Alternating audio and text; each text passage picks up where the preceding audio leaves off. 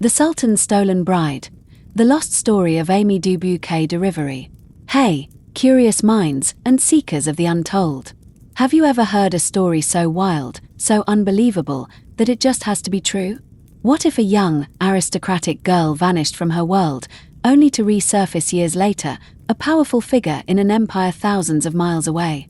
Today, we're diving into the captivating and utterly baffling legend of Amy du Bouquet de Rivary, a French noblewoman whose life is a tapestry woven from abduction, power, and whispered secrets. Was she kidnapped by pirates? Did she become a sultan's favorite, a powerful mother behind the scenes of the Ottoman Empire? And could this lost French girl have secretly influenced world history? Get ready to explore the tantalizing rumors, the shocking gossip, and the intriguing explanations behind one of history's most romantic and mysterious vanishing acts. This is the tale of the Sultan's Stolen Bride.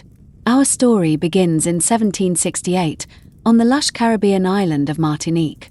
Here lived Amy du Bouquet de Rivary, a vibrant and intelligent girl born into a prominent French aristocratic family. She was no ordinary child. Her cousin would later become Empress Josephine, Napoleon Bonaparte's first wife. Amy's life was privileged, destined for a good marriage and a comfortable future within French high society. But fate, it seems, had other plans. In 1788, Amy, now a young woman, was reportedly sailing home to France from Martinique. The exact details are lost to the mists of time, obscured by rumor and conjecture.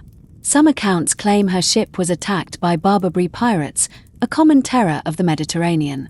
Others suggest a more deliberate capture, perhaps by agents of the Ottoman Empire, specifically seeking a beautiful European girl for the Sultan's harem. What we know for certain, or at least what the legend insists, is that her ship vanished without a trace, and Amy du Bouquet de Rivary was never seen again in her native world. The whispers began immediately. Abducted. Lost at sea. The truth was swallowed by the waves. This abrupt disappearance from her sheltered, aristocratic life into the unknown vastness of the Mediterranean is the first, shocking twist in her extraordinary tale. Imagine the fear, the confusion, the utter disorientation of a young woman ripped from her world and thrust into a future she could never have imagined.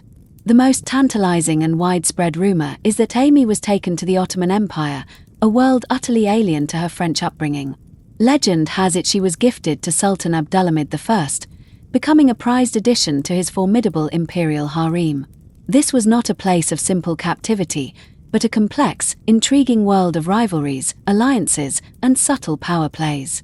Here, in the opulent and heavily guarded confines of the Topkapı Palace in Istanbul, a new identity was supposedly forged. Amy, reportedly renamed Naxidil, meaning embroidered heart or beauty of the heart, quickly rose through the ranks of the Sultan's concubines. How? Gossip points to her extraordinary beauty, her quick wit, and her intelligence. She was European, a rarity, which may have given her a unique appeal. She wasn't just beautiful, she was cultured, educated, and perhaps, crucially, deeply homesick and therefore less prone to court intrigues initially, allowing her to be perceived as less threatening. The Sultan, it's said, was captivated by her. She became his favorite, a powerful position within the harem, granting her influence and status. The ultimate evidence of this favor, and the source of immense intrigue, is the birth of her son, Mahmud II. This was no small feat. To bear a male heir meant climbing to the pinnacle of harem power, securing her future and, unknowingly, linking her fate directly to the very future of the Ottoman Empire.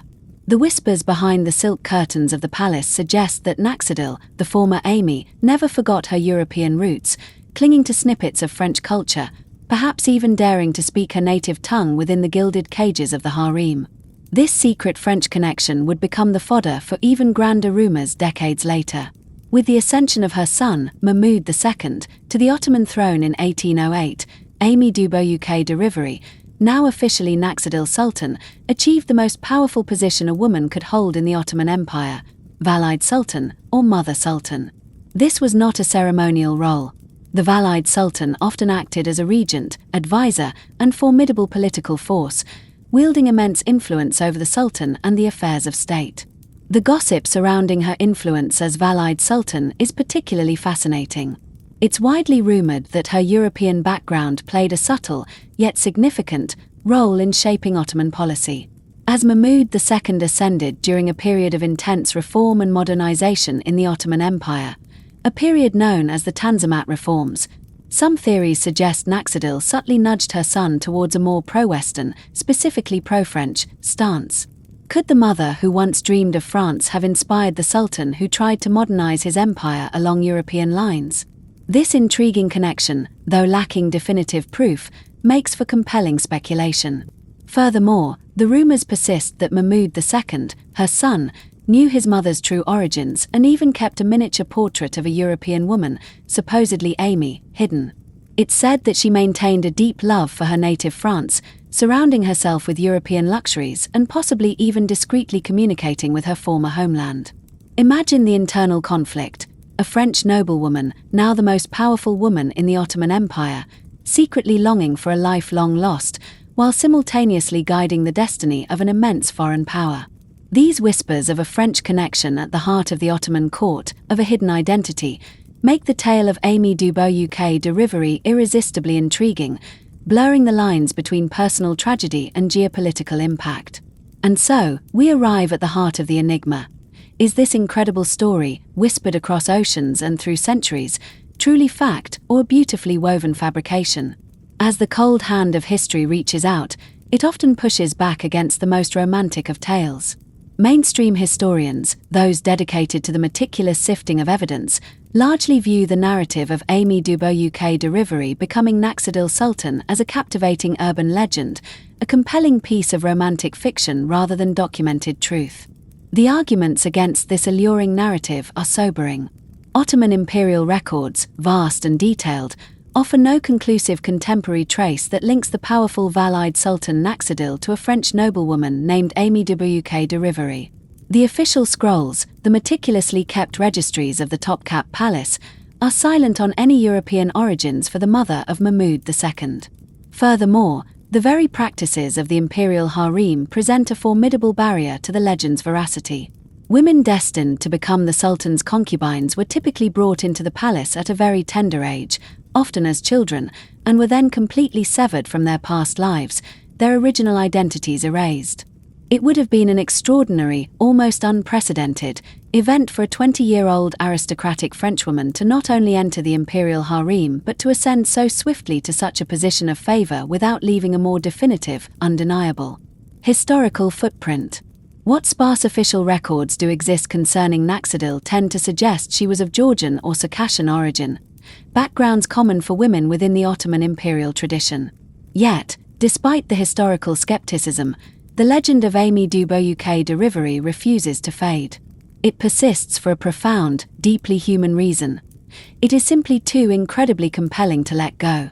The idea of a lost princess secretly guiding an empire, a French spirit beating at the very heart of the East, is the very stuff that ignites imagination and fuels countless novels. The very absence of definitive disproof, a gaping silence in the historical record, ironically allows the mystery to thrive. Perhaps the inherent secrecy surrounding harem life deliberately obscured her true origins. Perhaps the subtle European influences that undeniably shaped Mahmud II's reign were indeed gently, or fiercely, nudged by his mother's forgotten memories of France. This story, then, is a vivid illustration of how history, tantalizing gossip, and the sheer power of human rumor intertwine, creating narratives that captivate us more than pure fact ever could.